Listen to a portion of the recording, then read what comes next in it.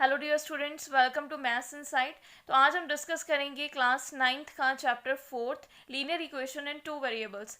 तो जैसा कि लीनियर इक्वेशन जिसमें वेरिएबल की जो हाईएस्ट पावर होती है दैट इज़ 1, तो उसे हम क्या बोलते हैं, लीनियर इक्वेशन बोलते हैं।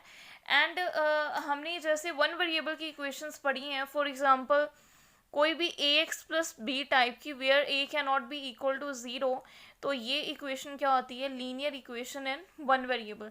तो यहाँ पे डिग्री मतलब कि जो एक्स की पावर है मैक्सिमम वो 1 पड़ी हुई है, ठीक है।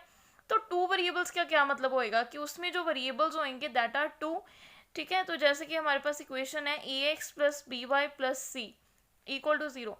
तो यहाँ पे हमें दो वेरिएबल दिख रहे हैं, one is x and another is y, and constants हैं ए बी एंड सी। तो ये टू वेरिएबल्स में तभी पॉसिबल है if A is not equal to zero and B is not equal to zero. Clear. तो ये general form आ जाती है हमारे पास लीनियर इक्वेशन की टू वेरिएबल्स में। तो ये चैप्टर में हमने ये डिस्कस करनी है। तो जैसा कि हमें पता है कि अगर हमने सोल्यूशन फाइंड आउट करना हो जनरल वन वेरिएबल इक्वेशन का, तो हम जस्ट कैसे फाइंड आउट करते हैं, a x plus b equal to zero. तो यहाँ से एक्स की वैल्यू आ जाती है, ये बी उधर जाके क्या हो जाएगा, माइनस, उसके बाद x is equal to minus b upon a. तो ये हमारे पास जनरल इसका सोल्यूशन आ जाता है।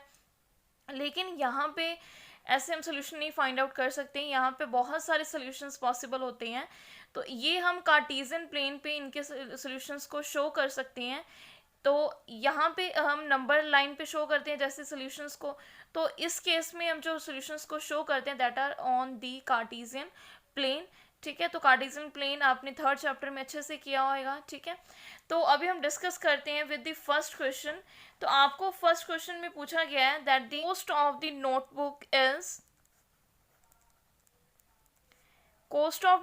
Is twice the cost of the pen, ठीक है। तो ये हमें एक लाइन के फॉर्म में दिया हुआ है, ठीक है। तो यहाँ पे अगर हम इसको लीनियर इक्वेशन के फॉर्म में रिप्रेजेंट करना चाहते हैं तो पहले तो हमें इनकी कॉस्ट को क्या करना पड़ेगा, सपोज तो let the cost of the notebook be x and the cost of the pen be y. तो क्योंकि नोटबुक का जो कॉस्ट है that is twice of the cost of the pen, तो यहाँ से x is equal to 2 times of y। Clear. तो ये हमारी एक जनरल इक्वेशन आ जाएगी इन ऑफ टू वेरिएबल्स, ठीक है। तो आई होप कि ये सबको अच्छे से समझ आ गया होगा। तो इस टाइप के आपने क्वेश्चंस आपको फर्स्ट एक्सरसाइज में मिलेंगे, ठीक है। तो सेकंड क्वेश्चन में हमारे पास गिवन है express the linear equation. Suppose हमारे पास इक्वेशन है 2x plus 3y equal to 9.35 बार। तो हमें जस्ट पूछा जाएगा कि represent this in the form of